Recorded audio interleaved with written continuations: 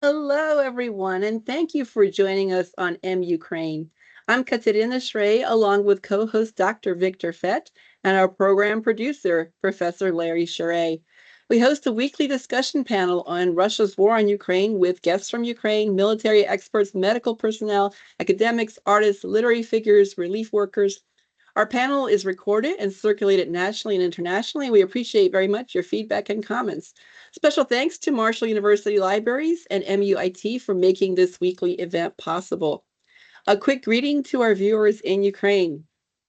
Вітаємо наших слухачів в Україні з глибоким поклоном. Ми далі свідки вашого страшного терпіння і також вашої великої сили. Дякую вам за вашу участь в нашій тижневій програмі. And today's guest will be introduced by Dr. Victor Fett.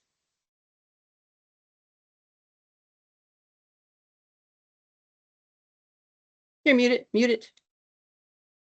It's a great pleasure to introduce the current contributor and frequent contributor to our program, our friend Dr. Petro Strizhak from Institute of Chemistry of Ukrainian Academy of Sciences, professor and full member of Academy of Sciences of Ukrainian Academy of Sciences, yes. Dr. Strizhak is currently in Kyiv, where he has been through the beginning of full-scale war, and all over these 3.5 years, Dr. Strizhak was kind to give us first person eyewitness reflections and observations on what is going around him. And I'm sure that as historical evidence, this oral contribution is absolutely priceless, given the situation of modern history in which we find ourselves literally every day. I am especially pleased to welcome Dr. Strizhak on this very important day of August 15th. Thank you. Please, microphone is yours, Peter. Thank you very much, Victor. Thank you very much, Katerina. Thanks to Marshall University for conducting this panel starting from the beginning of the war. And my deep appreciation to all people in North America, in Europe, around the whole world, all people who are supporting Ukraine in our fight for our democracy, for our country, for our lives, for our values against Russians who started their occupation on February 2022. So the war lasts more than 3 years, and people here in Ukraine, in my opinion, become more adjusted themselves to the war, to war conditions, to what's going on around, because every day, and I mean it, every day, we have missile attacks, we have bombing, we have a lot of deaths among civilian people. Our soldiers are giving their lives for us on front line, and that is our life during last 3 and almost half years. Right now, for example, it's air alarm in Kyiv and Kyiv region, and basically I guess it's air alarm for the whole Ukraine, except probably a few western regions which are not under attack of Russian missiles. So today, I guess it's the fourth air alarm. It's Friday evening, so 4 air alarms each lasted half an hour, 1 hour. That the last one, I guess, more than an hour or more than 2 hours. I have friends everywhere in Ukraine, from Odessa to Chernihiv, from Uzhgorod, that's western part, to Kharkiv, that's eastern part. Kharkiv is under non-stop attacking from Russia. Russians perform bombing every day. They have this long-range bombs that target even central part of Kharkiv, and not each morning, but almost each morning, I start in calling my friends in Kharkiv, in Odessa, in Lviv, Dnipro, Zaporizhia, asking just one question: are you alive? So if I get answers, so that's fine, because almost every day we have on our iPhone, we have non-stop news regarding drones attack and missiles attack on the cities and villages in Ukraine, so I can see which city or village has been targeted by Russian missiles or drones. So immediately I'm calling my friends of mine, asking what's going on there. Just I guess 3 hours ago, Russians attacked. They performed missile attack on Dnipro. So I phoned a friend of mine in Dnipro. Hopefully they're alive, but they have seen a huge blowout not far from their apartment. Not far means a couple kilometers. If it would be closer to them, so that would be damage for the apartment. So again, war becomes our routine life, and people. I mean, if we compare people reaction, people feelings 3 years ago and this day, so they are different. I mean, different in the way that we are not so overreacting on the missiles attack, on the death, on damage. I wouldn't say that we have been adjusted to these kind of things. I am just saying that you know, it's just in biology, like in biology, when you have some stimuli, so after several times you adjusted yourself to that stimuli and you are not reacting so much so intensively to what's going on. But it doesn't mean that people changed. I mean, in their understanding of the war, in their feeling of the war, in their that we should fight for, that we should defend our country. No, each interesting that each month, I guess, thousands of young men are joining the Ukrainian army to defend our country. So they join it by themselves. It doesn't mean that the government hires them. So that's a different story. So that's just their own decision. And I know personally 2 men who came back from Europe to Ukraine. I mean, during this year, to defend Ukraine, to fight against the Russians. So people understand that it's not just a matter of win the war. It's not a matter to fight. It's a matter of survival. So, and basically, maybe it's not well known in West countries, in North America, but couple of weeks ago, Russian officials, I think it was on the level of some high official men from the Ministry of Foreign Affairs and some high-level propaganda journalists on the Central Russian TV, they announced the goals of Russian invasion to Ukraine.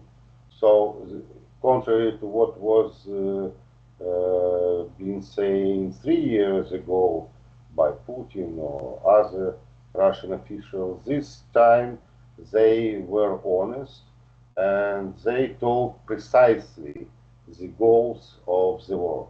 So goal number one is to occupy all Ukraine. Goal number two, to eliminate all Ukrainians. Goal number three, to move the rest of Ukrainians to Siberia to support Russian economy there. So the war for us means survival. So that means that if we cannot lose, we cannot give piece of our land, we cannot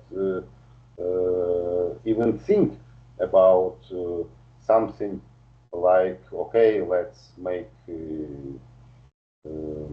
sort of negotiation or whatever, because there is no negotiation. It's like, the situation is very similar to Israel and Iran. The state policy of Iran is to eliminate Israel as a state. So the state policy of Russia is to eliminate Ukraine as a state, to eliminate Ukrainians as a nation.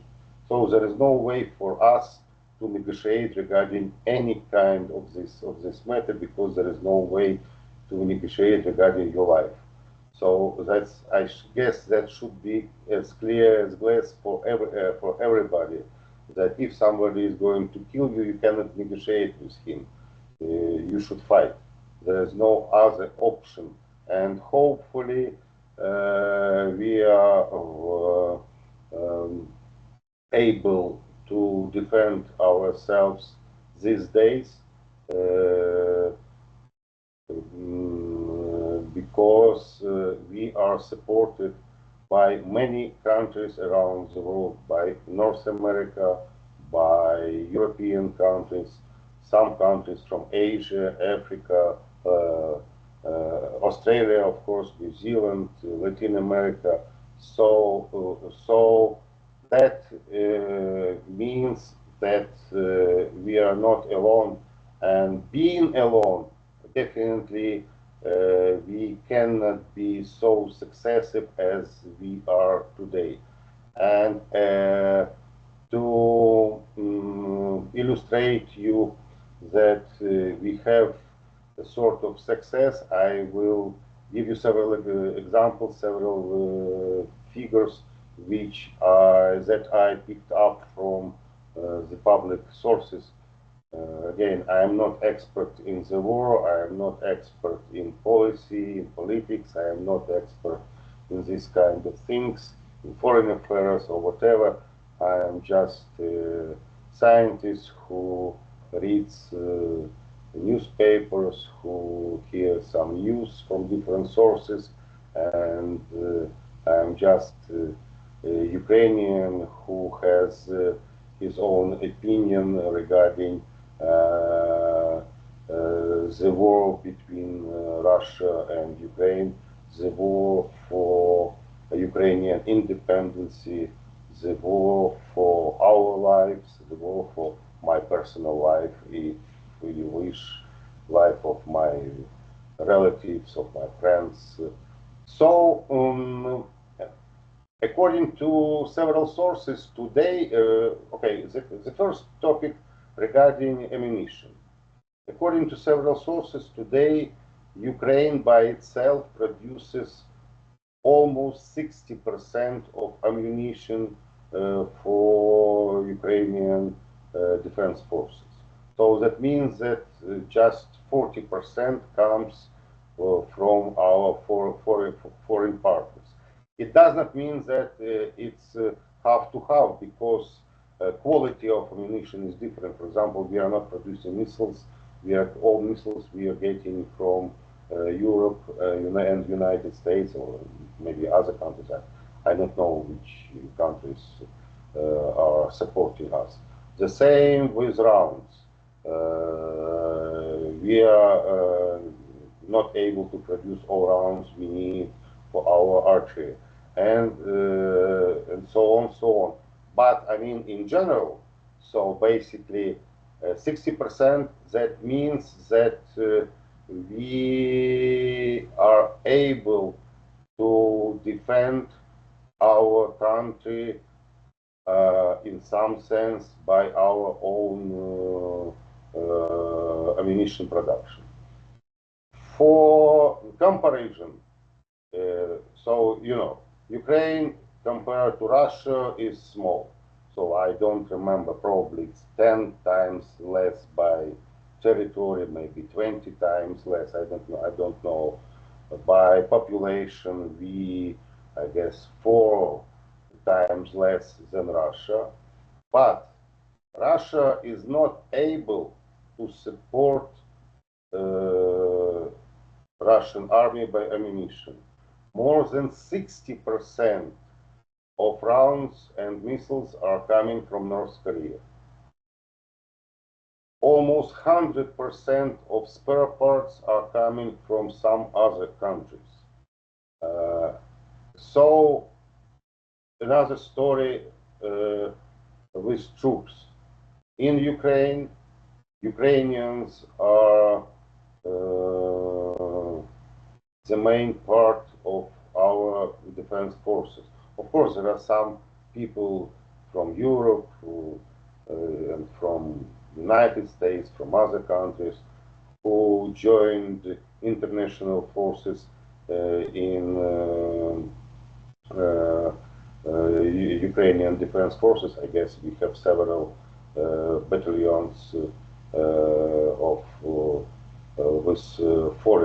formed by foreigners. But North Korea, for example, they are sending their troops to this war against Ukraine. And for example, last week it has been announced that again they are going to send 6,000 or 8,000 soldiers to support Russian army in their war, in their occupation against Ukraine. So that means that by troops, by ammunition, by supplies, by economy, basically Ukraine is not in a war with Russia only. So basically we are in a war with Russia, Belarus, North Korea, Iran, I'm sorry. So these countries are supporting by ammunition and Iran doesn't, of course, and soldiers. And another part, basically the weaponry stuff, that's one part of the war, which is important but not so important as economical part. Economical part of the whole story is much more important, because without economy in the country cannot support the troops, and the war will stop just like that, week, months, couple of months, and everything will be finished. So Russia is also supported in economical sense by other countries. And of course, Ukraine is supported. Without economical support, we cannot survive, that's for sure. I don't know exact numbers, but I guess that more than half of Ukrainian budget is formed by donations from other countries. I guess this year, this is mainly from Europe.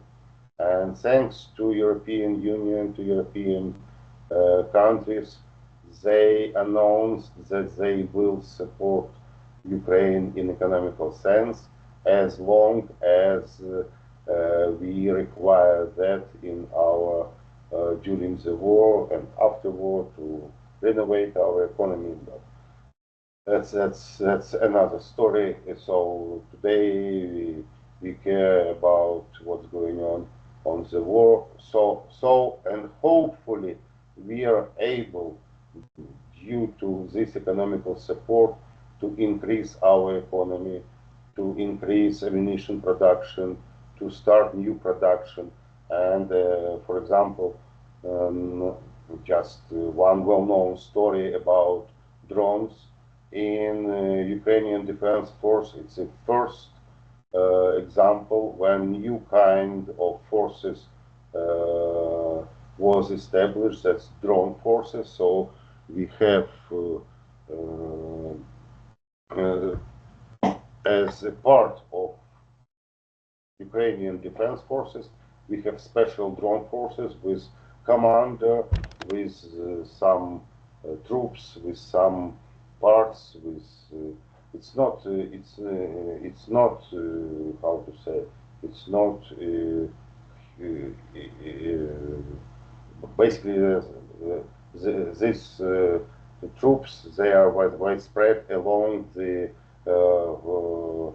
front line and deep inside the country. So we organized a new kind of drones. So basically these days we have new kind of drones that can fight with drone in the air, eliminating Russian drones which are targeting some civilian or military objects inside the country. We have, I guess, this year we introduced a couple of new anti-drone systems, and I wish to say you that, for example, the place where I am living, there are a lot of different kind of anti-drone systems. It's interesting. I can distinguish them by my ears, which kind of anti-drone system is working. So recently a new kind was introduced, and I would say you that it was attacked, I guess, 2 or 3 weeks ago, and I counted something like 12, more than 12, maybe 13, 14 4 drones flying to the place nearby, and all of them were effectively eliminated. So 100% of success in this anti-drone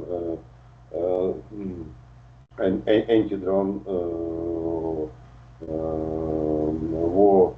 So all were eliminated. So that means that we are keeping improving, but we cannot be successive without support from United States, from Canada, from Europe, from other countries in different forms. Of course, basically the first, of course, that's ammunition, but more important, that's financial support of our country. So another example of our success, well, okay. So again, back to Russian policy regarding Ukraine. Remember, to eliminate country, to eliminate nation, to move the rest of people to Siberia or whatever. And so and this is not just words. This is a reality on the front line. So that's the way how Russians occupy our land. Be honest, during last year or even more, maybe year and a half, Russians are smoothly occupying piece of Ukrainian land by piece. So that's true, that's correct. But the process that lasts very slow. I guess during a year and a half they moved the maximum distance they moved is something like 50 or 60 kilometers. Maybe I'm not right. Again, I am not expert. That's just my impression. They are losing a lot of people. But what it means, they occupied, for example, village. They did not occupy the village. They eliminated the village. They demolished it, and then Russian soldiers put his foot on this gray or dark land where nothing, no trees, no buildings, just nothing, just something like moon-like landscape or something like that. So if you look at the map and you compare the front line, say year and a half ago and right now, so all that piece of land in between, that's just a desert. No lives, no trees, no buildings, nothing. So that's what means occupation by Russia, and that is clearly forwarding their policy that was not announced more than 3 years ago, but they were following it. A couple of weeks ago, they announced it officially.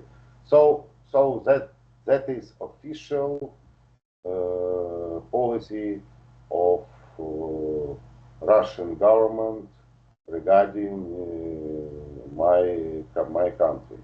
So, but hopefully we are working. Thanks to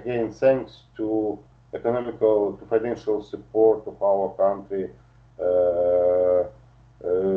I wouldn't say that we, I mean, as civilian, of course, on front line, in war, there is always not enough ammunition. Soldiers need more and more ammunition, that's clear. But as civilian here in Kyiv, I wouldn't say that I am struggling, having some problems with food, electricity, supplies, whatever. Of course, there are a lot of things which are not pleasant, but it's manageable. Again, we adjusted ourselves to the war conditions. We adjusted ourselves how to live under these conditions. So, and I guess that more and more people in Ukraine understand that the war is like becomes to be like in a sort of stationary condition when we are eliminating Russian troops. I guess we eliminating them very effectively. We eliminating or trying to decrease to decrease Russian economy. For example, again, this morning I have heard on the news that during last 2 weeks our drones destroyed several oil refineries in Ukraine in such a way, in Russia, I'm sorry, in such a way that more than 20, that the gas and diesel production dropped down in Russia by more than 20%.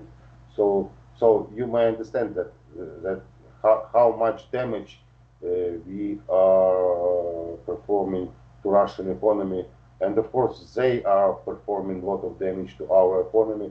So it's sort of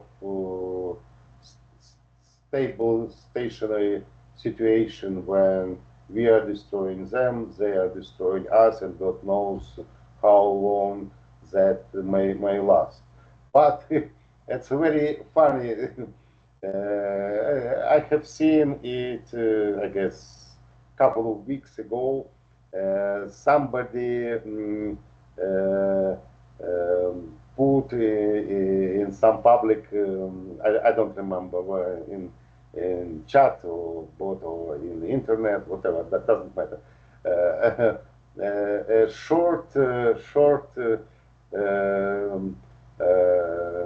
short movie performed by some Russian guy, and I will just transfer you the whole feeling of what he was talking about to Russian auditory. And I'm not sure that he is in Russia these days, but anyway. So he started from the sentence that I will try to transfer it from his side. So, okay, Russians, you are thinking that you are fighting with NATO. You are thinking that you are in war in NATO. Forget about it. Just assume that if NATO will give to Ukraine 1% of missiles, 3% of their jets, and I don't remember, 0.5% of something, then all Russian army will be destroyed during a couple of weeks. So, dear Russians, just imagine what may happen if all NATO will be involved into the war with Russia. So please don't even think that NATO will support Ukraine in that way. So, but that was his. I mean, of course, over imagination regarding the Russian propaganda that the Russian army is fighting against NATO, which is of course stupid and has no sense. But if we think more deeply about this situation, that's my personal opinion. Just I will put it in a very short way. The first, all we are on the democratic, on the democratic side, or we share democratic values. That means that war should not be. If some country started the war, but you may, I guess you are realizing that the Russian occupation of Ukraine is the biggest war in the world after Second World War. We can discuss it, but I guess that's absolutely correct sentence. So, but if something like that happens, just think about it, that couple % of NATO ammunition plus hard sanctions against the country will stop the war during a couple of months. So that's the way how democratic world may react on the situation like the war between Russia and Ukraine, if something like that happens in the future. And I do hope that sooner or later we will be able to stop that war in a way that will satisfy my country. So that's basically all what I was thinking to say during this time of my talk on this panel. Again, thank to all of you for supporting Ukraine. Thanks to all people who are supporting Ukraine, and I am pretty sure that each support gives his impact on the correct result, that Ukraine will stand as independent state, will stay as democratic state, will stand as living Ukrainian nation. Thank you very much. Thank you, dear Dr. Strizhak. Thank you. We are very grateful for you taking time in this important moment in history and under the constant air attack to speak to us live from Kyiv. We have time for questions or comments. I open microphone, please. We have good live presence. Dr. Deutsch, please. Petro, you pointed out that the government has to pay soldiers and has other expenses. What is the main source of income of the Ukrainian government? Oh, well, okay. I guess, of course, I am not economist, but I guess that taxes, that's something like half of income. Quarter of income comes from, from import-export tariffs, and quarter comes from governmental income, that state bank, that some state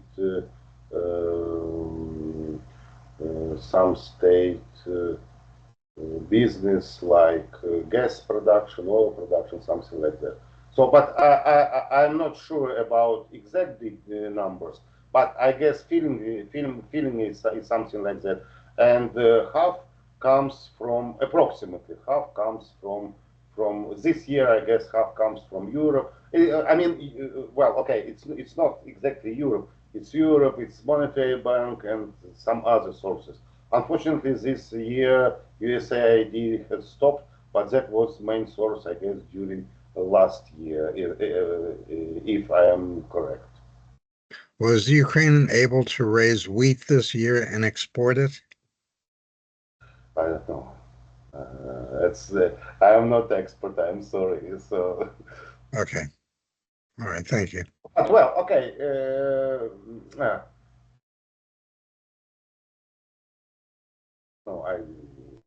No, my opinion would be so incorrect. So I don't wish I would comment on that. Okay. Thank you. More questions, please. Yeah. Thank you, Petro, for the talk. I have two questions for you. The first is, I'd like to know your opinion of the U.S.-Ukraine minerals deal that was signed. What you think will come of that, and whether you think it was a good idea. The other question is more personal. I'm curious to know how you decide when to go to the shelter and when not to go to the shelter, because you can't go to the shelter all the time. Well, okay. I will start from your second question. That's for me. I mean, it's very provocative. I will explain to you why. Because I am personally never go to shelter. but I mean, as person. But I'm also not these days. No, these days as well. But it's not so important these days. But during year 2022, when the war started, and 2023 we had not such a good air defense system, and there were a lot of Russian attacks on Kyiv, and we had a lot of missiles targeted in Kyiv. So I was responsible for shelter in some place in Kyiv, and that time every time during alarm I came to shelter. I organized people how to sit there, how to behave there, and so on. That's correct. But I am personally, especially these days, I I never go to shelter. But and the first question regarding the mineral deal. Well, that's a good question because first of all, it is not related to the war. The idea of the deal, I guess, has been originated more than 20 years ago. And from time to time, Ukrainian government was trying to invite American business to organize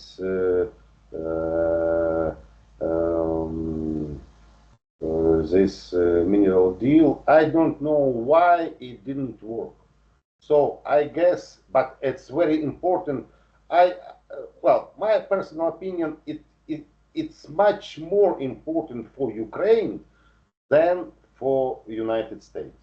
Because I'm pretty sure that inside the United States, in Canada, or New Zealand, Australia, it is a way to find these rare minerals and to dig them, to organize production. I know that in the United States you have a special program financially supported by government to find fields with rare earth minerals. So, but for us, if it will be success of this deal, I am pretty sure it will be success of Ukraine.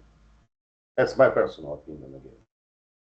So, and I am pretty happy that that was transferred to such a high level, and President Trump was involved into this, and you know all the story.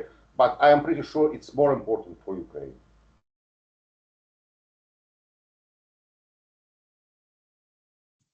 Thanks very much. Oh, thank you. Thank you very much, Howard, for asking this. More comments or questions, please?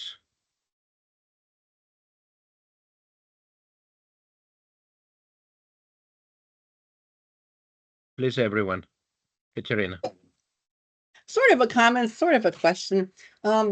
It really resonated with me when you described how Ukraine is not just defending itself against Russia, but there are weapons from Iran, there's supplies from North Korea, and that Ukraine is fighting against part of the world.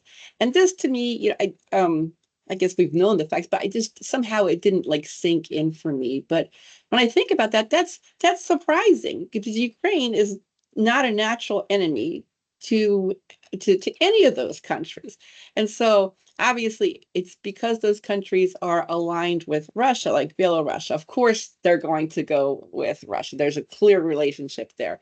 But some of the other countries that are supporting Russia, it can't be because they don't like Ukraine, right? Ukraine, what has Ukraine done to Iran? What has Ukraine done to North Korea? Like that's just, it's a bit strange. I obviously it's because I think they are trying to become closer to Putin, I guess, right? I mean, there's like, I just wonder about that motivation for why. So I guess a comment, not really a question. It's fascinating to me that there are countries who are joining Russia's fight against Ukraine that really are not, or maybe, I don't know, maybe they are affected somehow by Ukraine, because I too am not an economist. I don't understand. There's a lot I miss, but it just seems really weird to me that North Korea and Iran would throw their lot in with Russia on this war. Well, that's a good question, basically, and I mean, I guess we may separate it into two parts. The first part is that concerns countries like North Korea. So, as example, you may get a line of other countries. So that's where business and state is the same. So basically, everything is controlled by the government.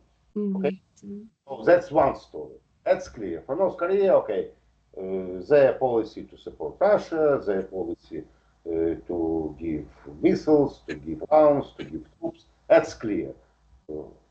Another example, I don't wish to be specific, but I know exactly the how to say the companies, the same country in Europe, the same.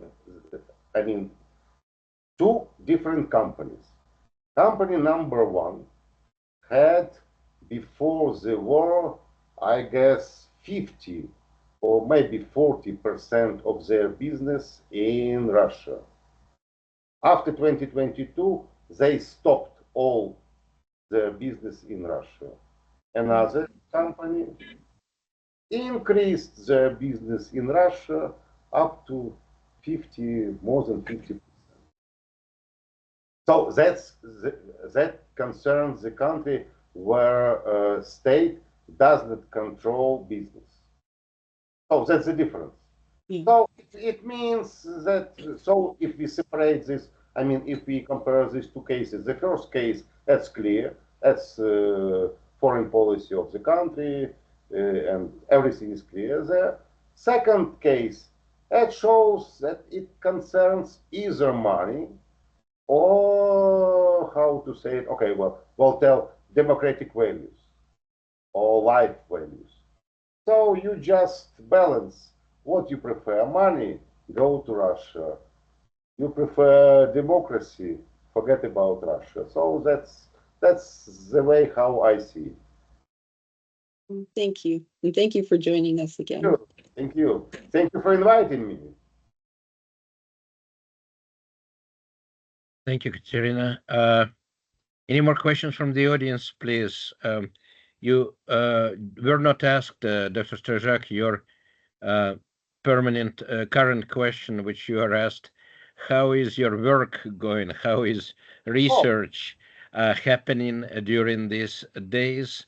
Do you communicate with your students? Do you teach? Please say a couple of words about academic life during the war, so people would understand and appreciate. Thank you. Thank you for pointing that out. Basically, I would like to say that research in my lab goes smoothly. So basically, I have problem with collaboration with the rest of the world, not in sense of communication, because I have problems with people from my lab will go to Europe or to North America to visit labs of my co-workers to conduct research there. And that's not a problem that we don't have money. I have several grants, NATO grants, some European grant, domestic grant to support research.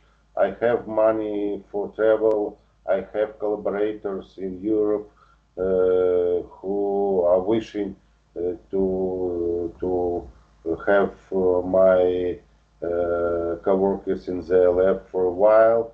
The problem is very, how to say it, very simple. My co-workers does not wish to leave Ukraine. And that's what I see among many people around me. People don't wish to leave Ukraine during the war. So I have no explanation. I guess I told about that during my last panel. But I will force them, so they will go. So, but of course, we don't have some equipment we need, but to conduct our research. But that's manageable. I am sending samples to my European colleagues. They are performing necessary analysis of the samples. So we are publishing papers in good journals. We are conducting good research with students. This year, this is going to be, I guess, the first year after the COVID and war started, when students should attend lectures in lecture room, not online. So that is going to be an obligation for all students, except students in the universities on the front line and cities nearby. So there, of course, it's offline. But for example, in Kyiv, all study will be in the lecture room. So I guess the problem is that not too many students this year are coming to universities. So that's the problem. That basically a lot of young people, they prefer to get their education in Europe or in United States. That's true. So we have lost, I guess, almost 50% of students, as I know. For example, we are a country with population, I don't know what is population today, say 30 million people. So only, I guess, 200 or 300 students decided to get the education on chemical departments at our university. So that's nothing. So that's reality of our life, and that's a bad story, basically. That's a bad story, and looking for the future, that's gonna be a lot of bad consequences in nearest future and in far future, obviously. Yeah. Thank you so much for sharing this information. And you mentioned that there are students who are fighting on front line. Yeah, sure. Oh, How many? A lot? Yeah. For example, well, okay, I don't know how many. Well, okay, I explain you. Please. For example, in my lab in 2022, there were, okay, there were, I guess, 6 students working permanently in my lab, and 3 of them decided to join Ukrainian Defense Forces, and these days they are fighting on the front line. So that's half of students who were working. But that was one story. Then these days we have basically what people, I mean, what governments in European and American government doesn't like. We have a law according to which young man is obligated to join the Ukrainian Defense Forces at the age after 25. So under 25, it's not obligation. But we have special program for young men at the age in between 18 and 22 or 25, maybe, I don't know, according to which they can get a contract with Ukrainian forces. They have a very good benefit package, and they fight on front line.